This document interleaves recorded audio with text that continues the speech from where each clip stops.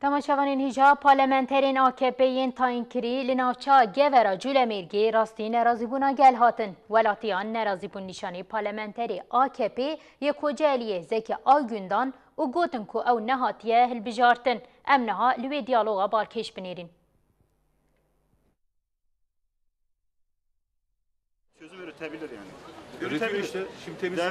Devlet var. Mesela şu an Kürtlere baskı var. Başka hiçbir şey yok. Kürtlere ölüm var. Başka hiçbir şey yok. Hükümeta AKP beriyanha bi daxuyeniyan aşkere kiribû ku ew ê li bajarên ku parlamenter dernexistine wekîlên nû tayin bikin. Yekemîn parlamenterê AKP yên hatin tayinkirin li navçeya Geverê derketin pêşberî gel û xwestin biçin serdana esnafan.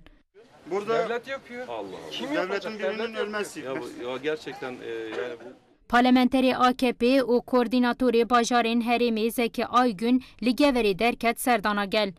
Esnaf û welatiyên navçeyê nerazîbûn nîşanî Aygündan û gotin ew parlamenterê tayinkirî naxwazin. Kürtlere ölüm var. Başka hiçbir şey yok. ya sen işte Kim öyle ne diyorsa desin, sen kim öyle ne dediğin diyorsa sürece, desin. sen öyle Kürtler dediyse onların ekmeğine yağ sürersin. ya gözümüzün önündedir zaten. Neyi göreceğiz? Neyi görüyorsun? Nerazîbûna gel jî hêla kameran ve kêlî bi kêlî hatin kişandin. Üretiyor işte. Şimdi temizliyor.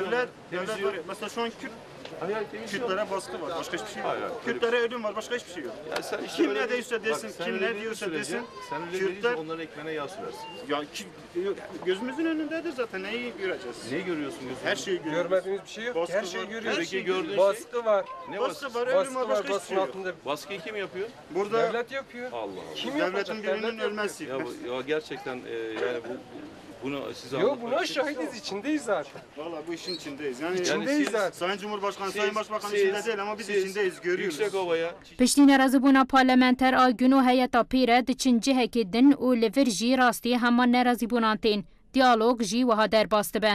biz dedi sırtımızı PKK'ya, PJD'ye yasladık. Şimdi Demedi bak, mi? Demedi mi? Bizim Demedi mi? milletvekilimiz kim? Demedi mi? Kaç tane milletvekili Aker'den çıktı? 3 tane değil mi? Siz kimsiniz? Ben sizi tanıyamadım. Sorabilir Zeki miyim? Aygün, Kocaeli milletvekili, Siz Türkiye'nin milletvekili. atanmışsınız değil mi? Nasıl atandı? Atandınız. Bir vali gibi atandınız bize. Milletvekili olarak. Yani milletvekili olarak atandınız. Bizim seçtiklerimiz nerede peki? Seninkiler geçsin o zaman. Ben geçiyorum. Tamam ben onu soruyorum. Bunlar Bakın nerede? ben Türkiye milletvekiliyim. Hayır Kocaeli'den ama seç- atanmış milletvekilisiniz. Ya Seçilmiş değil. Nasıl seçilmemiş değil? Güzel kardeşim. İşte Ya bizim seçtiğimiz milletvekili değil. Bizim seçtiğimiz nerede? Senin seçtiğin, onu ara, ona bir şey İşte diyemem. ben onu diyorum zaten. Bizim seçtiğimiz gelip bizi dinlesin, bizim derdimizi dinlesin.